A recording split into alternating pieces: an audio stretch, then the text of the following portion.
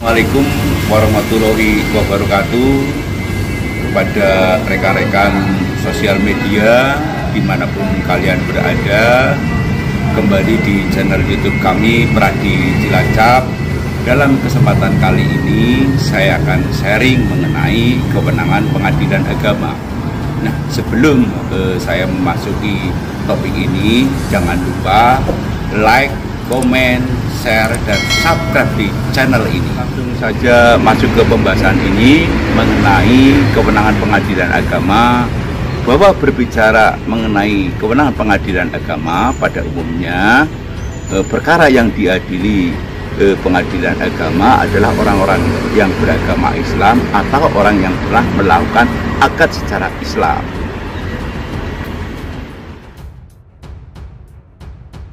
Jadi, ketika Anda menjadi lawyer, Anda jangan periksa KTP.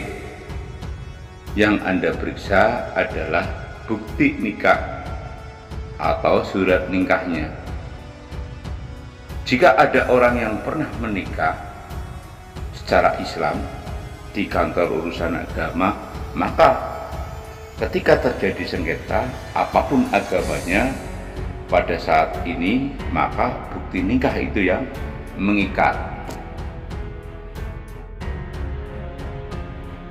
Apabila saat ini dia menikah secara Islam dan sekarang sudah tidak Islam lagi, maka jika terjadi sengketa, yang bersangkutan harus ke pengadilan agama.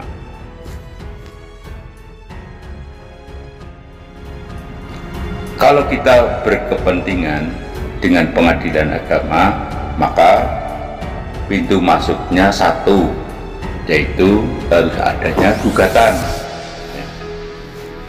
Sedangkan syarat gugatan di sini yaitu adanya syarat formil. Misalnya penggugat dan tergugat harus ada hubungan hukum. Apabila saat dia menikah secara Islam dan sekarang sudah tidak Islam lagi, maka jika terjadi sengketa, yang bersangkutan harus ke pengadilan agama. Kalau kita berkepentingan dengan kepentingan agama, maka pintu masuk satu yaitu harus ada gugatan. Syarat gugatan yaitu adanya syarat formil. Penggugat dan tergugat harus ada hubungan hukum.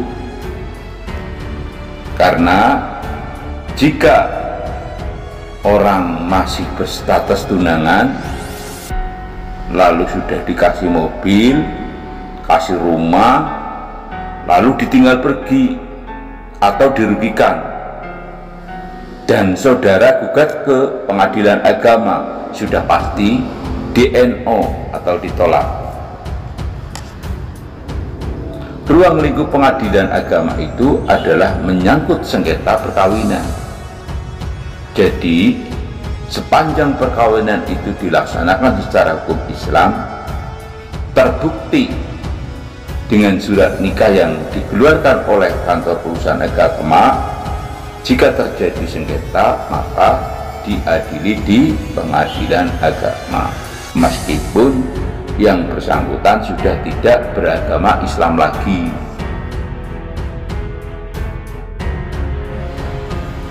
Sengketa apa saja yang menjadi kewenangan di pengadilan agama? Antara lain yaitu yang pertama adalah masalah cerai, yang kedua mengenai harta gini, yang ketiga sengketa anak, sedangkan yang keempat masalah poligami, yang kelima masalah pembatalan nikah, dan yang keenam masalah waris. Sedangkan yang ketujuh adalah mengenai gugatan wakaf. Sedangkan mengenai sengketa waris, jika ada sengketa waris antara orang yang beragama Islam, maka patokan pengajuannya adalah agama si pemilik harta. Jika yang meninggal ke pemilik harta beragama Islam dan anaknya ada yang Islam dan non-Islam dan terjadi sengketa, maka diajukan ke pengadilan agama. Sedangkan mengenai gugatan wakaf, salah satu alasan dengan adanya gugatan wakaf yaitu jika wakaf tidak sesuai dengan fungsinya.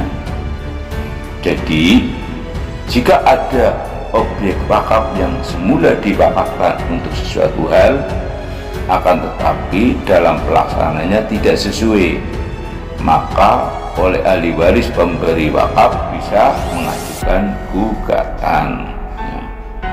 Siapa saja yang menggugat dan siapa saja yang digugat? Gugatan yang diajukan tidak boleh perorangan, harus gugatan kelompok atau class action.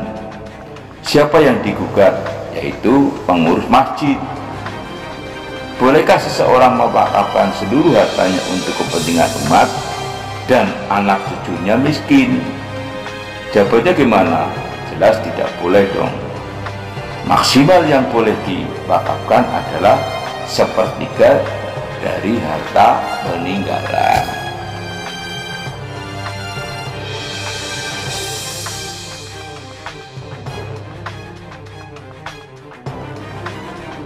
Itulah kewenangan-kewenangan daripada pengadilan agama ya, sebagaimana yang tadi saya jelaskan. Jangan lupa ikutin terus akun-akun Pradi Cilacap, dan jangan lupa selalu like, komen, share, dan subscribe di channel ini. Wassalamualaikum warahmatullahi wabarakatuh.